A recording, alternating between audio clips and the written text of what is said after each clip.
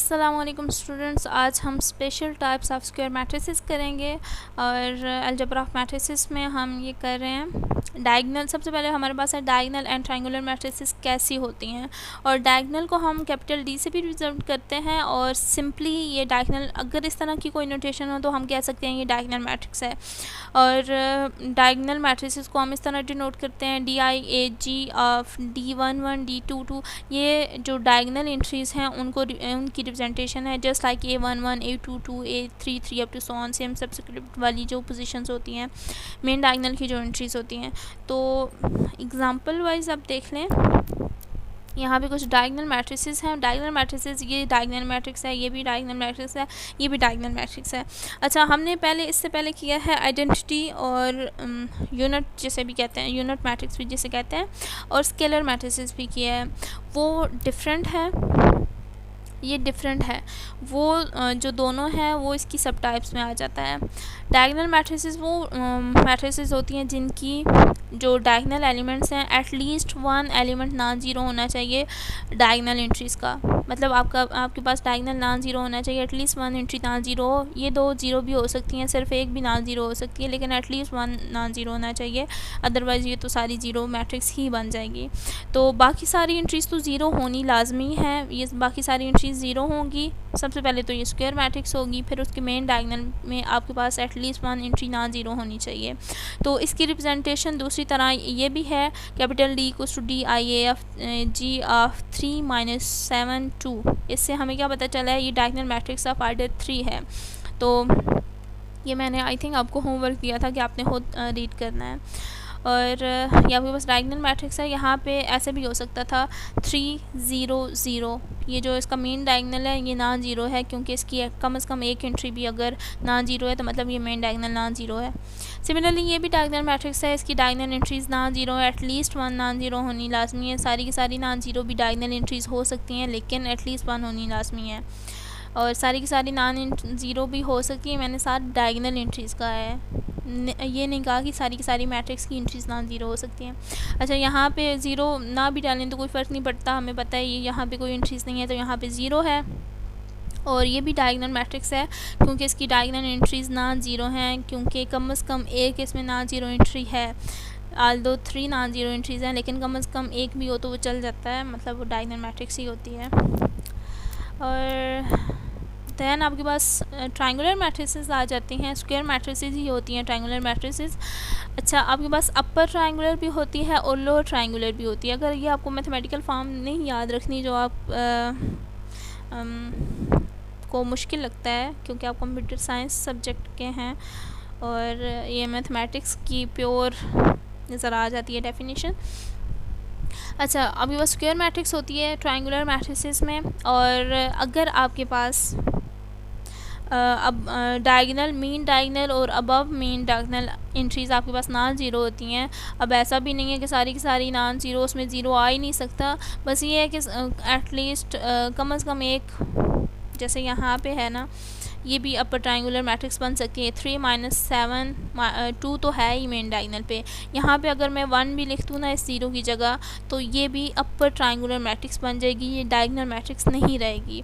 Similarly यहाँ पे lower triangular matrix क्या होगी, अगर ये जो मेन डायगोनल है इसके नीचे यहाँ पे मैं एंट्रीज़ नॉन ज़ीरो कोई डाल दूँ, ये तो ये लोअर ट्रायंगुलर एंट्री मैट्रिक्स बन जाएगी, सॉरी। अगर अपर नॉन ज़ीरो एंट्रीज़ होंगी तो वो अपर ट्रायंगुलर मैट्रिक्स होगी, अगर लोअर नॉन ज़ीरो एंट्रीज़ होंगी तो वो लोअर ट्रायंगुलर मैट्रिक्स होगी। सिमिलरली यहाँ पे भी आप बना सकते हैं अपर और lower. Above and below main diagonal entries पे बेस कर रहा है आपके पास। और देन आपके पास रियल स्क्वायर मैट्रिसेस, रियली हम अभी तक डिस्कस कर रहे हैं। कम्प्लेक्स भी होती हैं जिसमें कम्प्लेक्स एंट्रीज़ होती हैं। स्पेशल रियल स्क्वायर मैट्रिसेस जिसमें सिमेट्रिक भी आ जाता है, ऑर्थोगोनल भी आ जाता है, नॉर्मल भी आ जाता है। आप इनकी इक्वेशंस याद रखने, इनको प्रूव करना बेशक आपको आता भी हो, लेकिन अगर इनकी इक्वेशंस भी याद रख लें तो ठीक है, क्योंकि ट्रांसपोज तो आपको फाइंड करना आता ही है। अगर आपके पास कोई मैट्रिक्स है, स्क्वायर मैट्रिक्स और रियल मैट्रिक्स को डिस्कस करें हम, ये भी याद रखिएगा। सिमेट्रिक मैट्रिसेस तब होती हैं, कोई भी मैट्रिक्स सिमेट्रिक तब होती है जब उसका ट्रांसपोज अपने उसी मैट्रिक्स के इक्वल आ जाए। आप कोई भी मैट्रिक्स गिवन है, उसका ट्रांसपोज लो, वही मैट्रिक्स वापस आ जाए, तो इसका मतलब क्या है, वो मैट्रिक्स सिमेट्रिक है। एक और भी चीज़ हम देखते होते हैं कि वो मिरर एलिमेंट्स भी सेम होते हैं। यहाँ पे अगर कोई एग्जांपल है तो मैं देखती हूँ। अच्छा, यहाँ पे है मिरर एलिमेंट्स का मतलब ये है कि जैसे ये एंट्री कौन सी है, A12, मतलब फर्स्ट रो में सेकंड कॉलम की एंट्री है। A12 और A21 इक्वल होगा। सेकंड रो और फर्स्ट कॉलम में मैं देखती हूँ, सेकंड रो और फर्स्ट कॉलम में जो एंट्री है ये आपस में इक्वल हैं। AIJ equals to AJI entries ये आपस में इक्वल होती हैं। सिमिलरली ये देखें, एंट्री आपके पास कौन सी है, फर्स्ट रो थर्ड कॉलम में, और थर्ड रो और फर्स्ट कॉलम में मैं देखती हूँ ये भी एंट्री आपस में इक्वल है। सिमिलरली ये आपके पास सेकंड रो और सेकंड कॉलम की एंट्री है, और सेकंड A22 है, A23 है, और A32 भी मैं देखूँ थर्ड रो और सेकंड कॉलम में ये एंट्री भी सेम। मिरर एलिमेंट्स आपस में सेम होते हैं। अगर आप ट्रांसपोज फाइंड नहीं करना चाहते तो इस तरह भी आपको पता चल सकता है। देन आपके पास है स्क्यू सिमेट्रिक होगा। अच्छा, स्क्यू सिमेट्रिक मैट्रिसेस वो होती हैं जिनका ट्रांसपोज उसके नेगेटिव ऑफ मैट्रिक्स के इक्वल हो। मतलब आप किसी भी मैट्रिक्स का ट्रांसपोज लेते हैं, उसमें से नेगेटिव साइन कॉमन लें, मतलब -1 कॉमन लें, तो वो जो मैट्रिक्स आती है वो ओरिजिनल मैट्रिक्स आ जाए। जस्ट लाइक यहाँ पे जो मैट्रिक्स बी है ये स्क्यू सिमेट्रिक मैट्रिक्स है, क्योंकि अगर मैं इसका ट्रांसपोज लेती हूँ तो उसमें से मैं -1 कॉमन ले सकती हूँ।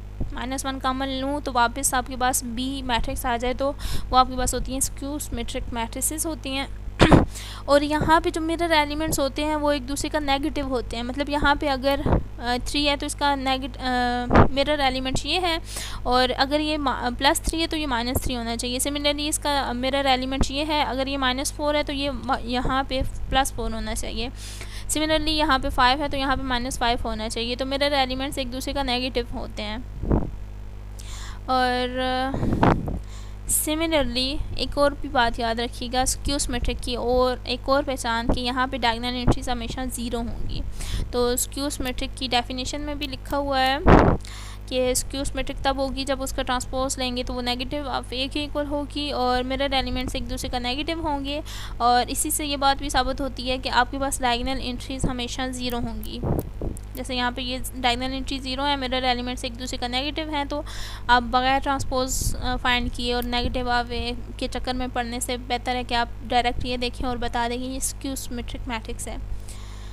सिमिलरली ये तो आपके पास स्क्वायर। अच्छा, एक बात जो मैं आपको हमेशा कहती हूँ, सबसे पहले जो डेफिनेशन में होता है, मतलब ये जो स्पेशल टाइप्स ऑफ मैट्रिसेस हैं ये स्क्वायर मैट्रिसेस में आती हैं। सबसे पहले आप देखें स्क्वायर मैट्रिक्स है भी कि नहीं। तो जैसे अब ये गिवन मैट्रिक्स सी है, ये स्क्वायर मैट्रिक्स ही नहीं है, तो हम ये चेक क्यों करेंगे कि ये सिमेट्रिक है या स्क्यू सिमेट्रिक है, क्योंकि स्क्वायर मैट्रिसेस ही होती हैं। तो ये स्क्वायर नहीं है तो इसका मतलब है ये ना सिमेट्रिक है, ना स्क्यू सिमेट्रिक है, ना डायगोनल है, ना कोई और मैट्रिक्स है। ज़रूरत ही नहीं है चेक करने की। देन आपके पास आ जाता है ऑर्थोगोनल मैट्रिसेस। बस इसकी ये नोटेशन याद रख लें, या अगर आपके पास हो एक मैट्रिक्स हो स्क्वायर और रियल सिमेट्रिक मैट्रिसेस हम डिस्कस कर रहे हैं। अगर मैट्रिक्स का ट्रांसपोज लें वो उसके इन्वर्स के इक्वल आ जाए तो मैट्रिसेस ऑर्थोगोनल मैट्रिसेस होती हैं। और उसके लिए ज़ाहिर है इन्वर्स फाइंड करने के लिए मैट्रिक्स का इन्वर्टिबल भी होना ज़रूरी है। तो ऑर्थोगोनल मैट्रिक्स होने के लिए लाजमी है कि वो इन्वर्टिबल भी हो, मतलब नॉन सिंगुलर भी हो। तो स्क्वायर भी होती हैं, रियल भी होती हैं, इन्वर्टिबल भी होती हैं ऑर्थोगोनल। या फिर आप सिंपली क्या करते हैं, अगर उस मैट्रिक्स को उसके ट्रांसपोज के साथ मल्टीप्लाई करते हैं तो आपके पास आइडेंटिटी मैट्रिक्स आ जाए, या उसके ट्रांसपोज को उस मैट्रिक्स के साथ मल्टीप्लाई करते हैं तो आपके पास आइडेंटिटी मैट्रिक्स आ जाए, तो वो ऑर्थोगोनल मैट्रिसेस होती हैं। जैसे यहाँ पे एक मैट्रिक्स गिवन है, इसका ट्रांसपोज लेके उसको मल्टीप्लाई करें, आपके पास आइडेंटिटी मैट्रिक्स आएगी। और या फिर इसका इन्वर्स लेके देखें और इसका ट्रांसपोज लेके देखें, ट्रांसपोज और इन्वर्स इक्वल होगा उनका। इतने लंबे चक्कर में पढ़ने की ज़रूरत नहीं, आपको मल्टीप्लिकेशन आती है, ट्रांसपोज लेना आता है, इन्वर्स लेना आता है, बस आप ये याद रखें। और नेक्स्ट मैं चेक करती हूँ यहाँ पे कोई और। नेक्स्ट आपके पास है नॉर्मल मैट्रिसेस। इसमें वो कंडीशन नहीं है कि आपके पास A into A transpose identity matrix के इक्वल आए। यहाँ पे आपके पास A into A transpose is equal to A transpose into A, मतलब कम्यूटेटिव प्रॉपर्टी होल्ड करनी चाहिए। A into B into A जैसे होता है, यहाँ पे वो वाला चक्कर है। A into A transpose equal to A transpose into A, मतलब A और A ट्रांसपोज की मल्टीप्लिकेशन करें और A ट्रांसपोज और A की मल्टीप्लिकेशन करें, वो दोनों इक्वल हों तो फिर हम कह सकते हैं कि नॉर्मल मैट्रिसेस हैं। और अगर आपके पास मैट्रिक्स सिमेट्रिक है और ऑर्थोगोनल है या स्क्यू सिमेट्रिक है तो A must be normal matrix. आपको प्रूफ करने की ये ज़रूरत भी नहीं है फिर। और बाय गिवन इक्वेशन ये वाली यहाँ पे प्रूफ भी है। ए मैट्रिक्स है, उसका ट्रांसपोज लेके उसके साथ मल्टीप्लाई हुआ है। A into A transpose equals to A transpose into A, दोनों इक्वल हैं, ये देख सकते हैं आप, इनको प्रूफ भी है। अच्छा, फिर कम्प्लेक्स मैट्रिसेस आ गई। ये तो रियल मैट्रिसेस की स्पेशल टाइप्स में था। और देन कम्प्लेक्स मैट्रिसेस वो वाली मैट्रिसेस होती हैं जिनकी एंट्रीज़ आपके पास कम्प्लेक्स नंबर्स होते हैं। ये मैंने क्लास में करवाया भी था। आपके पास ये एंट्रीज़ अगर कम्प्लेक्स नंबर्स हैं, कम्प्लेक्स नंबर्स क्या होता है, रियल और इमेजिनरी पार्ट होता है, जस्ट इमेजिनरी पार्ट भी होता है। जस्ट इमेजिनरी पार्ट मतलब 6 आयोटा है, तो मतलब यहाँ पर रियल पार्ट 0 है, 0 प्लस 6 आयोटा है, ये भी कम्प्लेक्स नंबर है। Every real number is also a complex number, उसमें इमेजिनरी पार्ट 0 होता है। और यहाँ पे देख लें एंट्रीज़ कम्प्लेक्स नंबर्स हैं, तो इसका मतलब है ये कम्प्लेक्स मैट्रिक्स है। और इसमें जो हम ट्रांसपोज लेते हैं इसको हम कहते हैं हर्मिशियन। सॉरी, वो ट्रांसपोज अगर मैट्रिक्स की इक्वल आ जाए तो वो उसको हम कहते हैं हर्मिशियन मैट्रिक्स। लेकिन इसका ट्रांसपोज हमेशा कम्प्लेक्स मैट्रिसेस का सबसे पहले हम कॉन्जुगेट लेते हैं। कॉन्जुगेट कैसे लेना है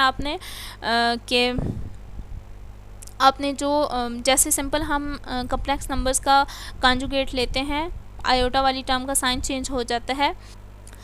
और जैसे 2 + 8 आयोटा है। अच्छा, एक मैट्रिक्स है, इसका आप कंजुगेट लें। कंजुगेट कैसे लेंगे, जो कम्प्लेक्स नंबर हैं उनका कंजुगेट लेना है। 2 + 8 आयोटा है तो 2 - 8 आयोटा हो जाएगा, 5 + 3 आयोटा हो जाएगा, 4 + 7 आयोटा, -6 आयोटा, 1 + 4 आयोटा, 3 - 2 आयोटा, तो ये हो जाएगा इसका कंजुगेट। और इसको हम डिनोट करते हैं ए बार से। ये जो ऊपर छोटी सी लाइन आती है इसको हम ए बार से डिनोट करते हैं।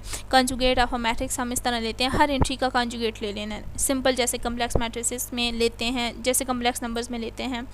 और इसका जो कम्प्लेक्स मैट्रिसेस का ट्रांसपोज होता है, आप कंजुगेट लेके देन ट्रांसपोज लेते हैं या पहले ट्रांसपोज लेके कंजुगेट लें, तो ये एक्चुअली इसको हम ए पावर एच, ये जो कैपिटल एच है, ये डिनोट कर रहे हैं कम्प्लेक्स मैट्रिसेस के ट्रांसपोज को। सबसे पहले आपने कंजुगेट लेना है, देन उस मैट्रिक्स का ट्रांसपोज लेना है, या पहले ट्रांसपोज ले लें देन कंजुगेट ले लें, एक ही बात है, ये इक्वल हैं। तो जो कम्प्लेक्स मैट्रिसेस में इसको हम कहते हैं कंजुगेट ट्रांसपोज ऑफ ए। तो अगर ये रियल मैट्रिक्स होगी तो वो ये जो कंजुगेट ट्रांसपोज ऑफ ए है ये इक्वल होगा ए ट्रांसपोज के। ये फिर नोटेशन यूज़ करने की ज़रूरत नहीं है, क्योंकि रियल मैट्रिसेस में कंजुगेट अगर लेंगे तो वहाँ पे तो कोई फ़र्क नहीं पड़ेगा, क्योंकि कम्प्लेक्स नंबर्स नहीं होंगे। Similarly like special matrix, real matrices यहाँ पे भी है, जैसे वहाँ पे होता था सिमेट्रिक, यहाँ पे हर्मिशियन है। कम्प्लेक्स मैट्रिक्स तब हर्मिशियन होगी या स्क्यू हर्मिशियन होगी जब आपके पास उसका conjugate transpose of A equals to A होगा, या conjugate transpose of A equals to -a होगा, तो ये स्क्यू हर्मिशियन है और ये हर्मिशियन है। और देन आपके पास यहाँ पे ये बात याद रखिएगा कि यहाँ पे ज़रूरी नहीं है कि ये सारी जो स्पेशल टाइप्स ऑफ मैट्रिसेस हैं इनमें स्क्वायर मैट्रिसेस होनी चाहिए। यहाँ पे हर्मिशियन के लिए ज़रूरी है कि आपके पास स्क्वायर मैट्रिक्स होनी चाहिए, हर्मिशियन और स्क्यू हर्मिशियन के लिए। अच्छा, यहाँ पे जैसे सिमेट्रिक मैट्रिक्स में होता था कि मिरर एलिमेंट्स सेम हैं सिमेट्रिक में, और स्क्यू सिमेट्रिक में मिरर एलिमेंट्स एक दूसरे का एडिटिव इनवर्स है, मतलब साइन चेंज है। यहाँ पे क्या होगा, जो हर्मिशियन मैट्रिक्स हैं in case of complex matrices, उसमें क्या होगा, जो मिरर एलिमेंट्स हैं, जो सिमेट्रिक एलिमेंट्स हैं, वो एक दूसरे का कंजुगेट होंगे। जैसे यहाँ पे एग्जांपल्स में गिवन है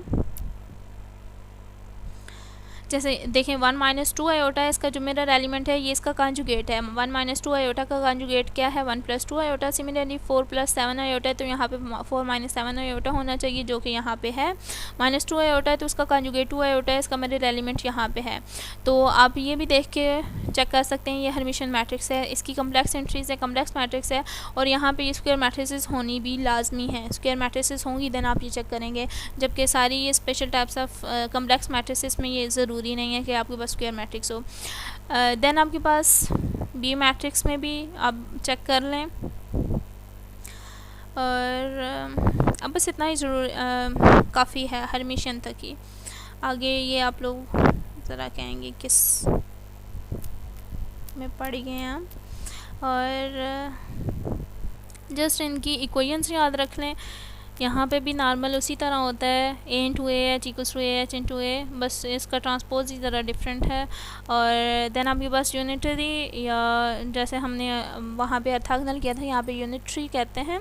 आपके पास क्या होता है, A H into A inverse equals to A inverse into A H होता है। ये जब आप फाइंड करें तो वो आपके पास आइडेंटिटी मैट्रिक्स के इक्वल होना चाहिए, या आपके पास conjugate transpose of A equals to A inverse के इक्वल होना चाहिए। यहाँ पे भी स्क्वायर और इन्वर्टिबल का होना ज़रूरी है। सिर्फ इस केस में आपके पास ज़रूरी नहीं है, नॉर्मल के केस में स्क्वायर मैट्रिक्स का होना ज़रूरी नहीं है। हर्मिशियन, स्क्वायर हर्मिशियन और यूनिटरी में होना ज़रूरी है कि वो स्क्वायर मैट्रिसेस हों, नॉर्मल में ये ज़रूरी नहीं है। जबकि रियल स्पेशल मैट्रिसेस में नॉर्मल में भी आपके पास स्क्वायर मैट्रिक्स होनी चाहिए। तो बस इनकी इक्वेशन से याद रख लें, और अगर ये एज ए एग्ज़ाम्पल करना चाहते हैं तो देख लें, कर लें। तो इंशाल्लाह कुछ और नई चीज़ के साथ मिलेंगे। टिल देन अल्लाह हाफ़िज़। अच्छा, बहुत अच्छी सी तैयारी करनी है एग्ज़ाम्स की। Best of luck. अल्लाह हाफ़िज़।